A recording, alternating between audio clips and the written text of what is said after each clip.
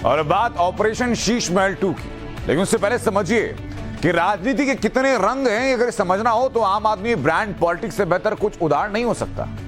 जो राजनीति बदलने आप आए थे वो खुद बदल गए।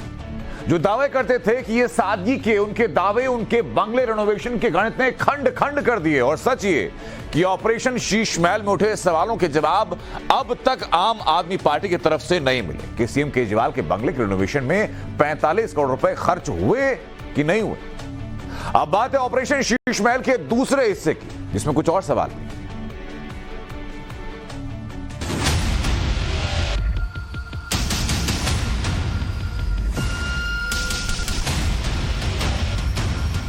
जो राजनीति बदलने आते हैं वो 8 लाख के पर्दे के तले छुप के नहीं रहते हैं, वो 45 करोड़ का महल नहीं बनाते। मुख्यमंत्री का तो नया घर बना, एलजी के तो मरम्मत में 15 करोड़ खर्च हुआ।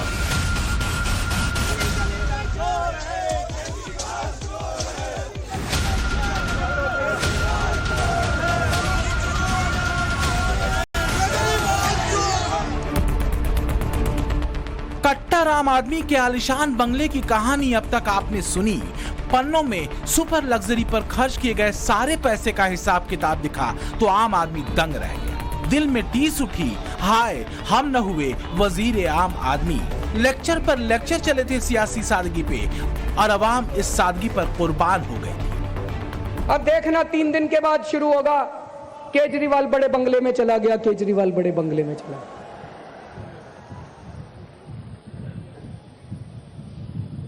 मुझे पूरा एक महापुरुष ने कहा था कि इंसान कहीं भी पहुंच जाए उसको अपनी औकात नहीं भूलनी चाहिए। मुझे अपनी औकात पता है, मैं बहुत छोटा सा आदमी हूं, मेरी बहुत छोटी सी औकात है। आज मेरे घर में 4 या 5 कमरे हैं। मैं जहां भी जाऊंगा 4-5 कमरों से ज्यादा की मेरे को क्या जरूरत है भाई साहब। 4-5 कमरे ही चाहिए, हाथ पैर पसारने के लिए उतनी जगह चाहिए, और जगह की क्या जरूरत है। लेकिन एक दफ्तर की तो जरूरत पड़ेगी, नहीं तो मुख्यमंत्री काम कैसे करेगा।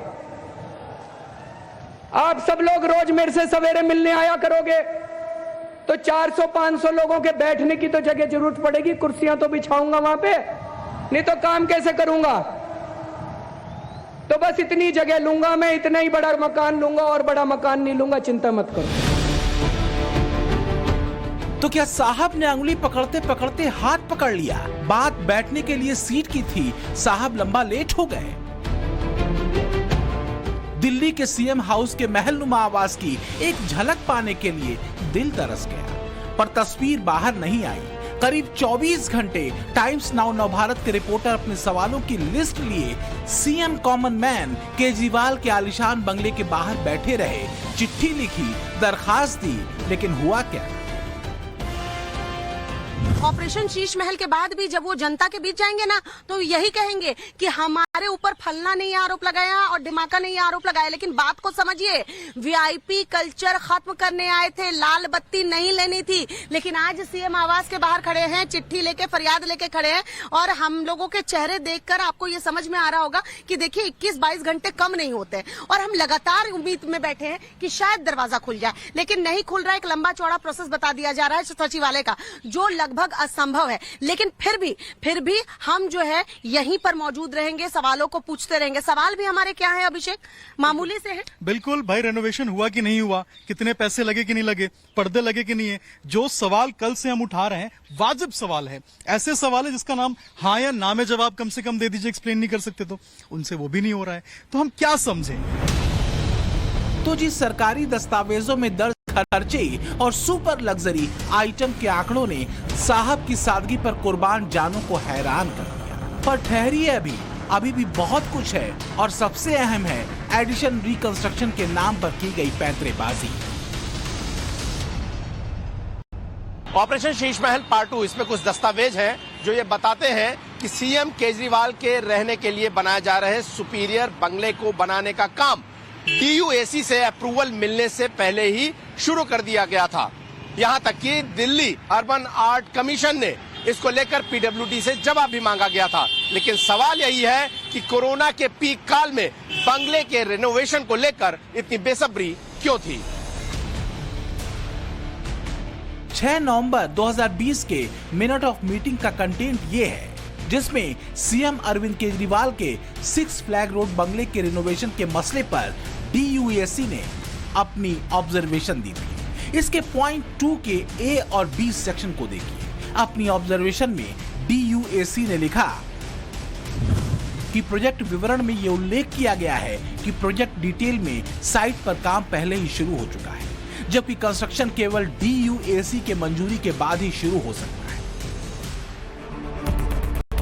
मतलब ये कि DUAC के अप्रूवल से पहले ही काम शुरू कर दिया गया था। अब सवाल ये है कि बिना DUAC के अप्रूवल के कंस्ट्रक्शन शुरू किया ही क्यों गया? इसके पीछे क्या पेच है? क्या किसी खास वजह से पहले अप्रूवल नहीं लिया गया?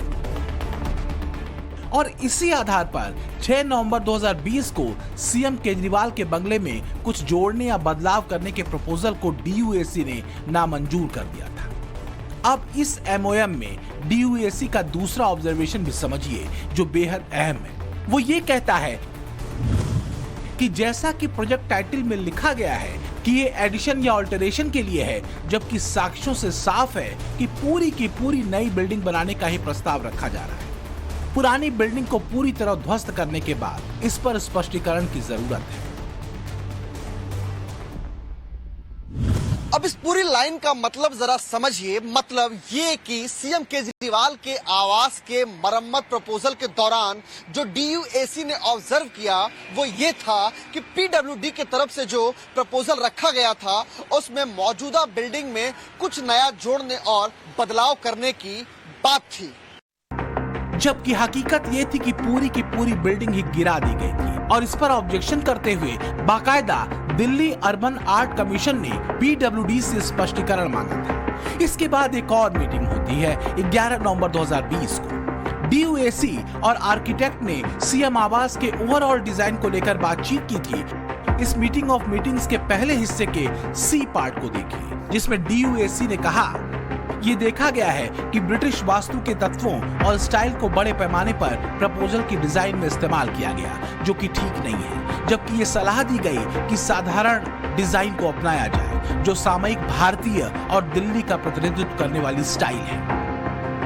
और ऐसे ही पैरामीटर पर 11 नवंबर 2020 को भी DUAC ने सीएम केजरीवाल के आलीशान महलनुमा बंगले को बनाने की मंजूरी नहीं दी। इसके बाद तारीख आती है 18 नवंबर 2020 की, यानी सिर्फ एक हफ्ते बाद, जिसमें DUAC के तमाम सवालों का जवाब देते हुए पीडब्ल्यूडी की ओर से एक संशोधित प्रस्ताव ऑनलाइन रखा जाता है, जिससे ड्वेक की मंजूरी मिल जाती है।